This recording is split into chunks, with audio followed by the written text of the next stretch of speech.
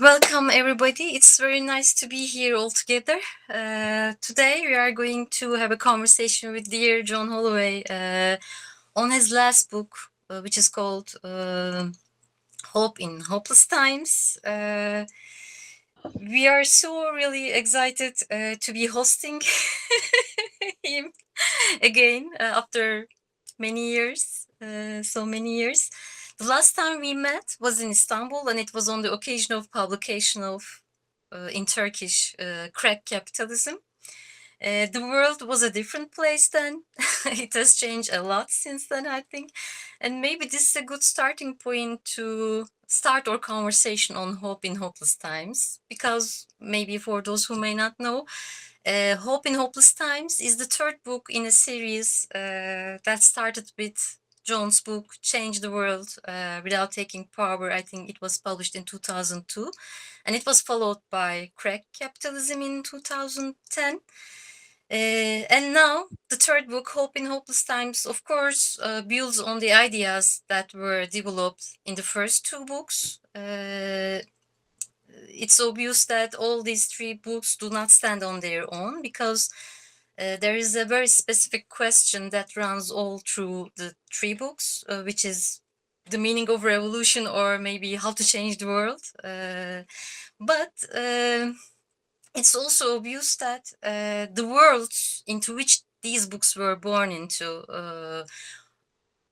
are obviously different again. So maybe, unlike the first two books, which were released at the height of maybe global anti-capitalist struggles and resistances, it was such a period in world history of struggles, let's say. But Hope in Hopeless Times is an intervention, seems like an intervention in a world, as you say, racing towards a catastrophe.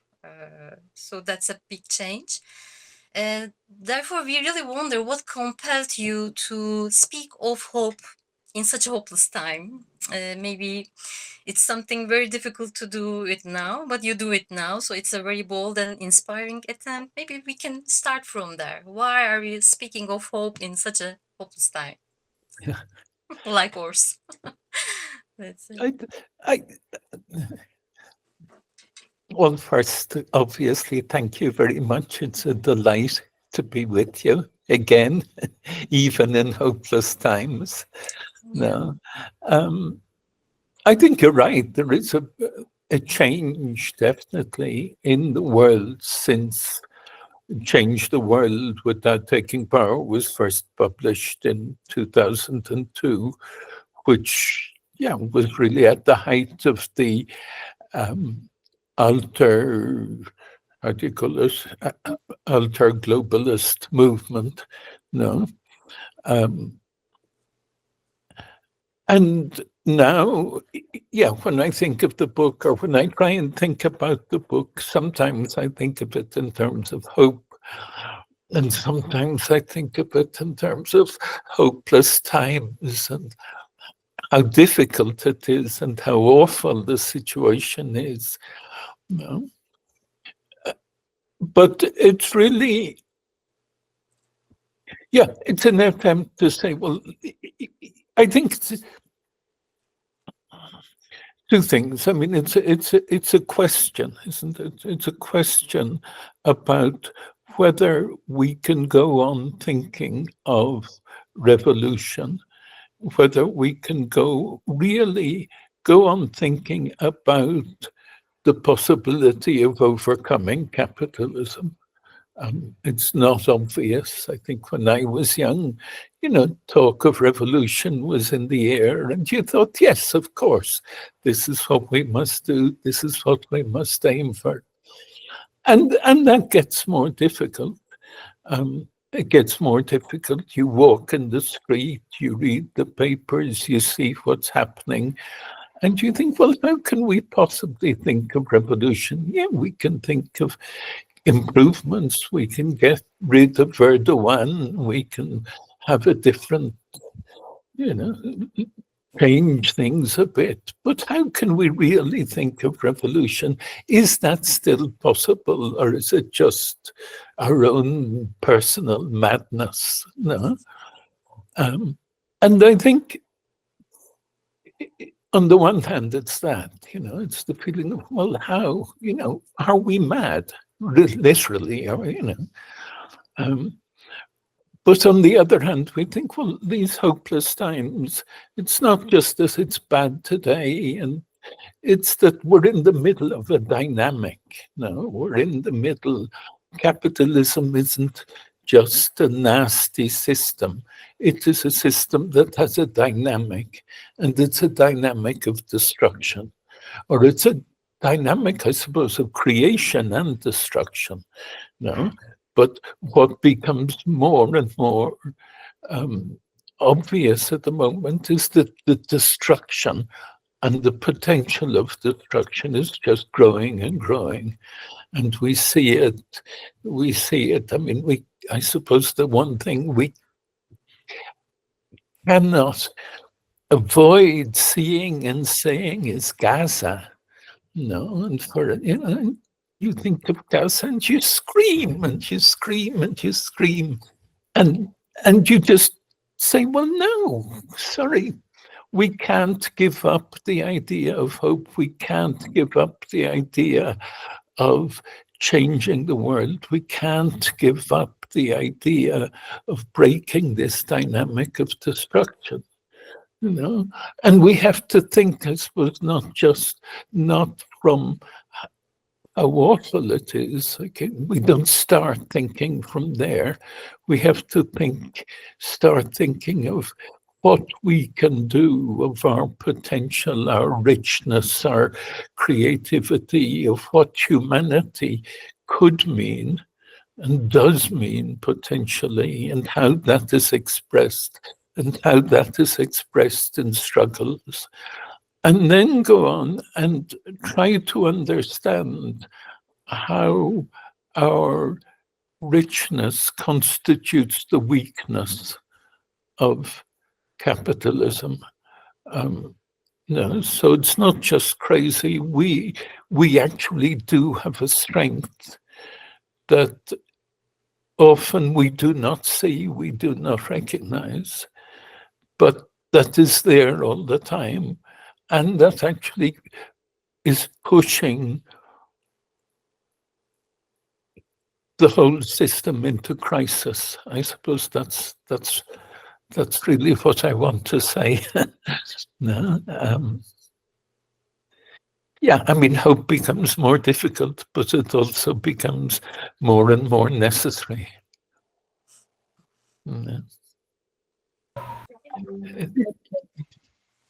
So thank you. I think my question is a little related with your this answer, but anyway, we usually think hope and hopelessness in a negative way. Hope often seems like getting lost in an unrealistic dream, in an impossible future, or in our personal madness, whatever, or just blindly believing everything is gonna be okay. In that sense, hope is just like fear can actually stop us from taking action to resist. It can make us passive. Similarly, hopelessness often means giving up and accepting the world as it is, everything as it is, doing nothing. But you're challenging these negative connotations and these negative ideas, and you're saying we should look at the antagonism between hope and hopeless times in a different way. So the question is, what is it about hope that makes it necessary, antagonistic, and so full of resistance? And maybe you answered this, but where can we even find hope in hopeless times? Yeah. No, I think that for me, yes, hope is very important. It's also very dangerous. All politicians talk about hope. You cannot think of an election campaign, for example, without politicians talking about hope.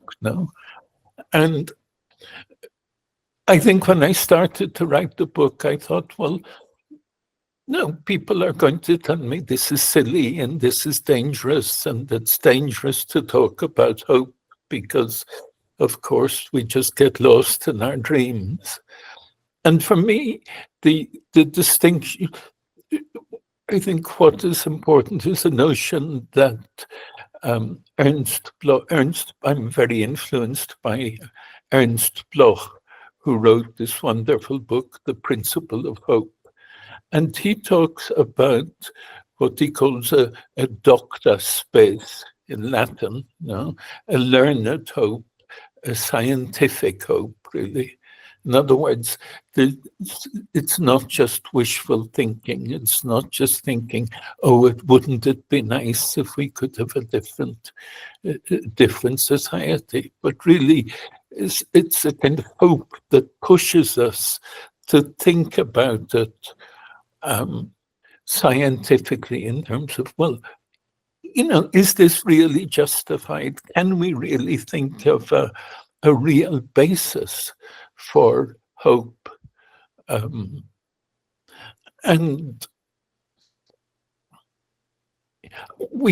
I suppose my answer is really on two levels. Firstly, if we think about hope, hope lies in our struggles.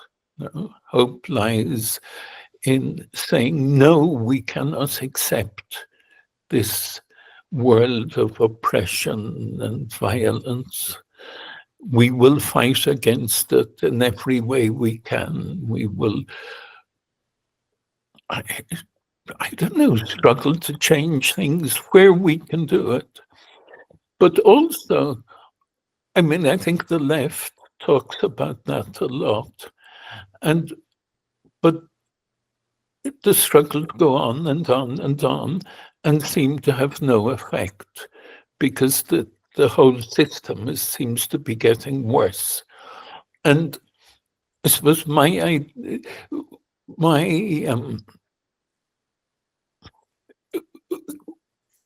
attempt to make a contribution really to talking about hope is to say, well, yes, but there is more than that. It is not just that we struggle and we struggle and we struggle, but that our struggles are weakening the system of domination in ways that we cannot easily see. Okay, that we struggle and we struggle and we struggle. And it seems that the other side is getting stronger, but in fact, it is getting weaker. And that this weakness of the system is expressed, in capitalist crisis, but it is expressed above all in the expansion of debt. In other words, it is expressed above all in the increasingly fictitious character of capitalism, that for the last 40 years or so, capitalism depends more and more for its reproduction on the expansion of debt. In other words, it depends not on, it depends on pretending that the production of surplus value is successful when in fact it is not being successful.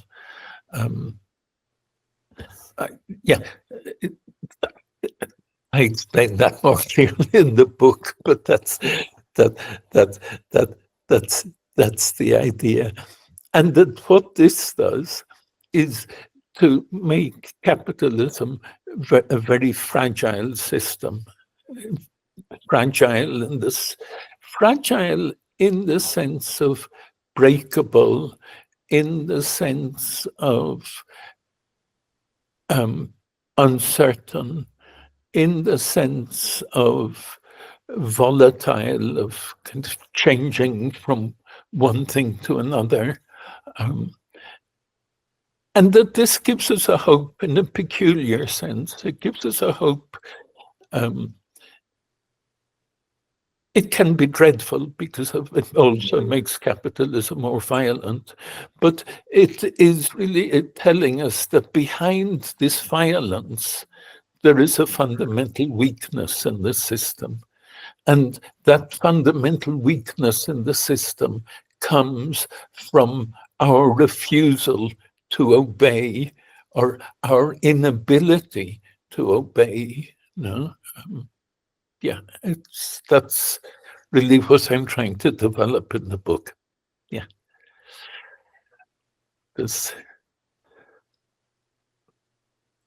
I don't know if that makes sense. I hope it makes sense. Sometimes I think the book is crazy, and sometimes I think no, Yeah. I'm right. No, it totally makes sense, and thank you very, very much for your answer. Yeah.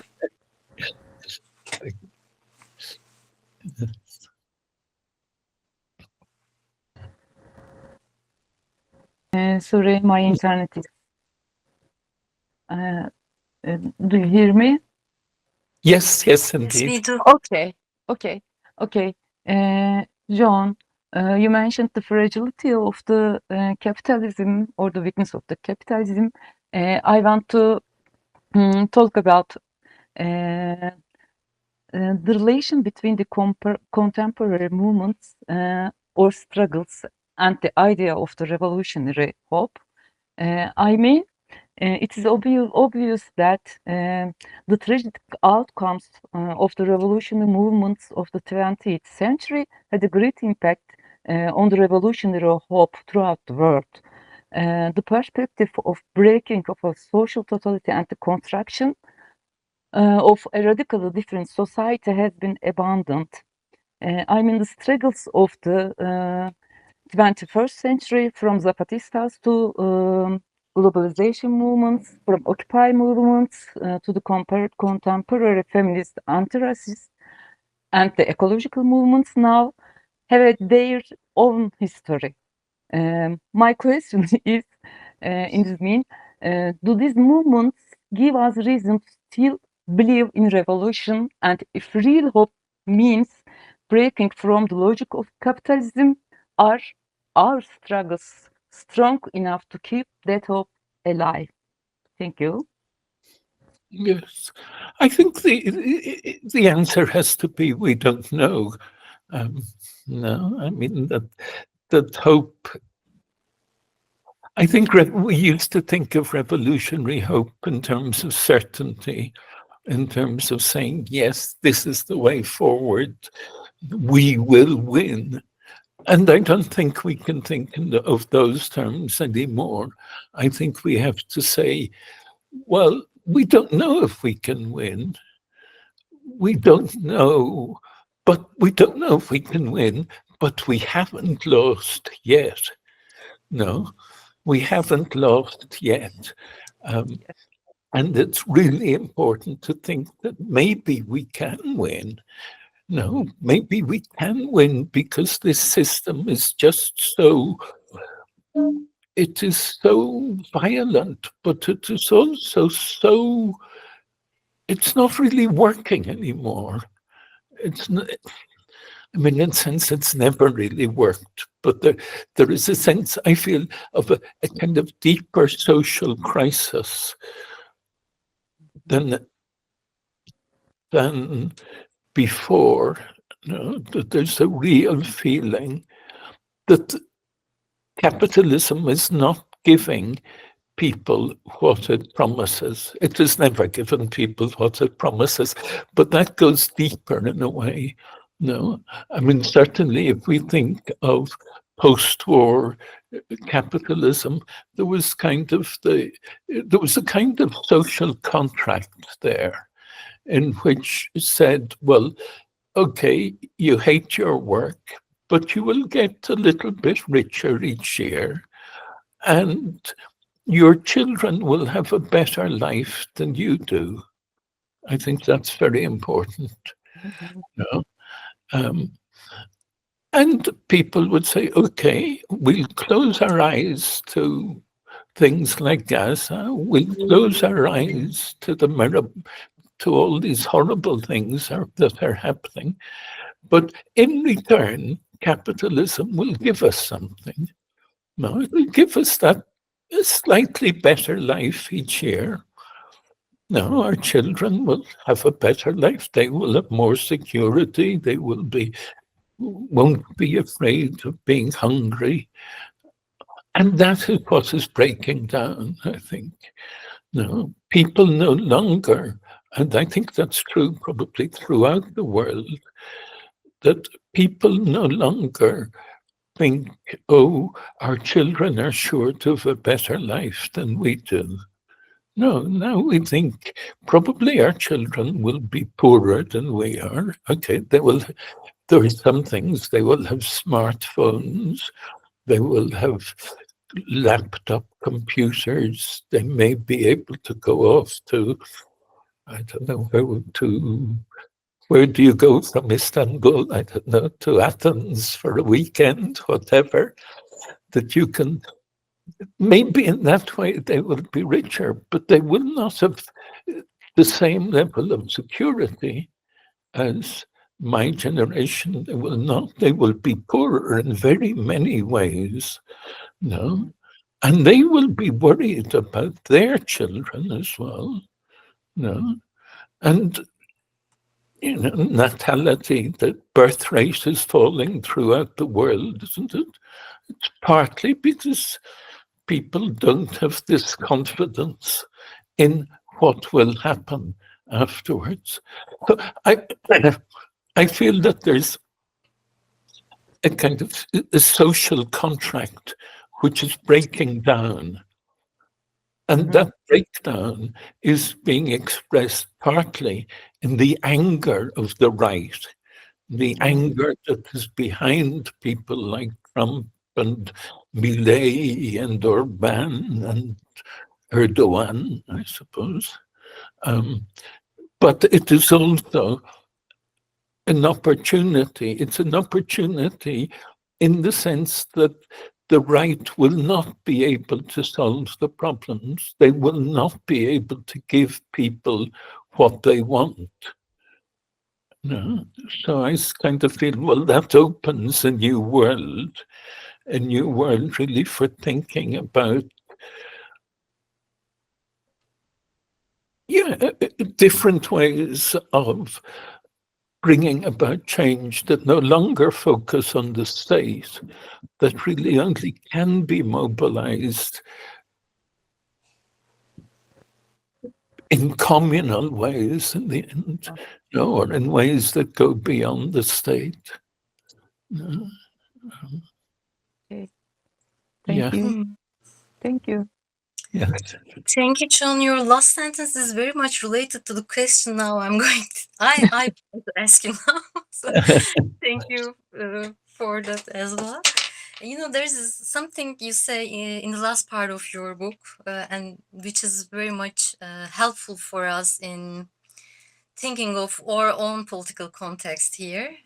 You say that the struggle of hope must be also considered as a question of, I'm now quoting from you, rejection of identifying forms of organization like the state, and the drive towards anti-identitarian forms such as the assembly or commune.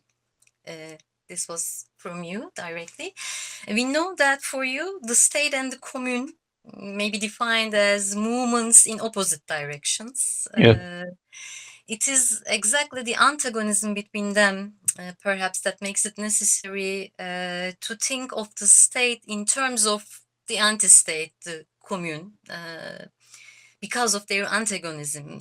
That's the relation between them. It's not only a relation, it's an antagonistic relation that makes these poles, let's say, that make up these poles. But this may suggest that to abandon the state-centered approach to revolution or to anti-capitalist activities, as you argue in Change the World, does not mean to abandon the antagonistic conception of the state.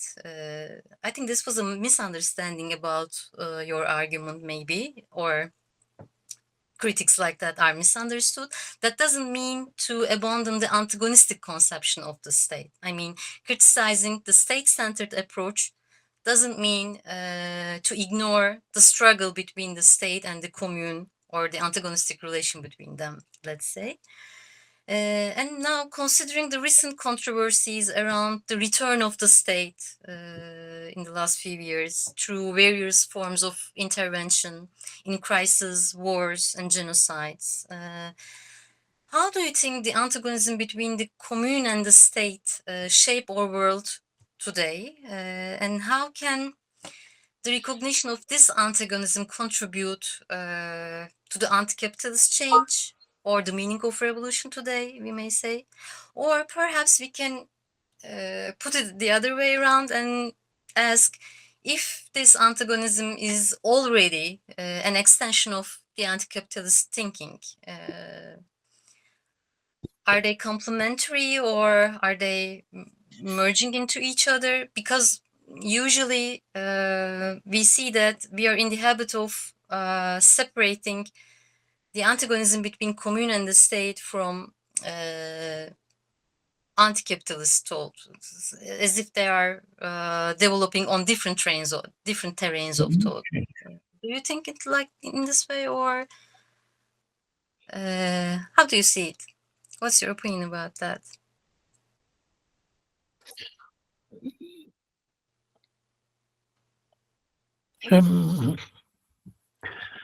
No, I don't see them as being different at all.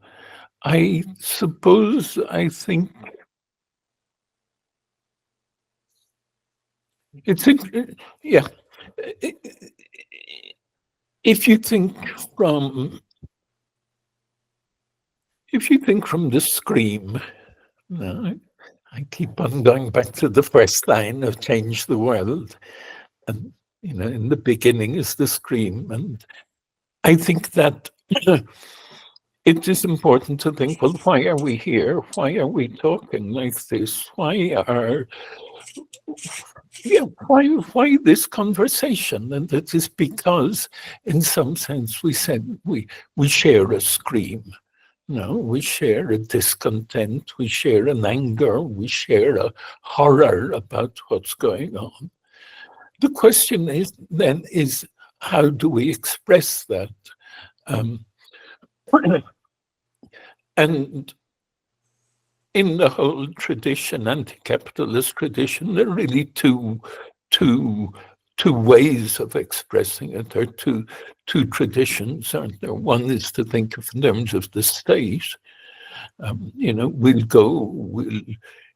create a party, I don't know, a socialist party or a revolutionary communist party, and we'll gain control of the state and we'll change society from there. Now, in a way, that has been, I suppose, or perhaps still is the dominant way of thinking, but I think it's breaking down. I think there aren't just that the attempts to take over the state were so catastrophic. I mean, if you think of the Soviet Union, for example, that didn't improve people's lives. It didn't create. People died in the struggle to change the world through the party, but it didn't work. It produces something horrible. But also, if you think of reformist parties, they don't really exist in the world anymore, with the exception of Mexico. Mexico is actually is going in a different direction. We have a kind of very popularly supported left of center government. But it's hard to think of any other country that's going, I mean, the kind of social democratic parties in Europe haven't brought any reforms. They no longer have any strength. That kind of option of thinking, oh, we will reform the world or we will change the world through the state, it seems to me that option is just collapsing. Now it's collapsing around us. So we have to think then in terms of the other tradition, And the other tradition is, no, we'll get together. We'll get together with our friends. We'll get together with our neighbors. We'll get together with people who are involved in the same sort of work as we are, our comrades in the factory, our comrades in the office, our comrades in the university. We'll get together with them and we'll try and think how we can reclaim the world in a way, how we can take control, and how from there we can struggle for the creation of a different society. And that, so really on the one hand, we've got that state-centered tradition, which it seems to me is becoming more and more hollow. And on the other hand, we've got this idea of doing it through some sort of communal organization, which of course is a central idea for the Zapatista movement, a central idea también as well for the Kurdish freedom movement, which is there beside you. No, but it's a question. Okay, we'll get together. We'll take control of we'll take control of the world. No, but of course that brings us into conflict with the state, which is a different form of organization, a different way of thinking, and the state is kind of tied into the whole capitalist system, so that there is a conflict there, but it's conflict between two ways of organizing, two ways of doing things, two ways of relating to a world that is taking us deeper and deeper into catastrophe. No, but the state is an answer, isn't it? If you think of, we'll do things through the state, you're thinking of we'll give an answer to the problem. If you think of it in terms of a commune or some sort of communal organization, then you're thinking of a question. No, how can we do it? How can we keep on developing this communal control or communal determination that we are doing? No? Yes, I don't know if that's an answer at all. Yeah, the question is an answer, so I think it's an answer. To take commune as a question is a really, again, a bold attempt, I think, for our times, for our hopeless times. And it seems that there is no way out other than keeping walking, asking questions, as you always urge us to do. Yeah, that's part of it. Yeah, these big questions are very much related to this very methodic principle of struggling, maybe. Yeah, we should keep in mind always, I think. Yeah, thank you very much for your answer. Is there anything you would like to add about this book and its themes? I don't know. Is there something you would like to add on? No, well, of course, I have to hold this up and say thank you very much. It's a wonderful book. I could say it's a wonderful which you wrote, of course, wonderfully.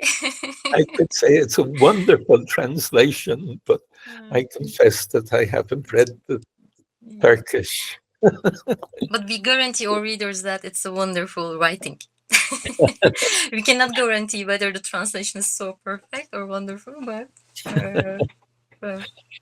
thank you so much for everything. Thank you so much for taking the time to meet with us here. We hope we can do it again. Oh, I hope so. Because as long as we are going to walk by asking, that would bring us together again, I think. I think so, yeah. No, it's such a pleasure to be there with you. For us too. For us too. Thank you so much. Thank you so much. Thank you.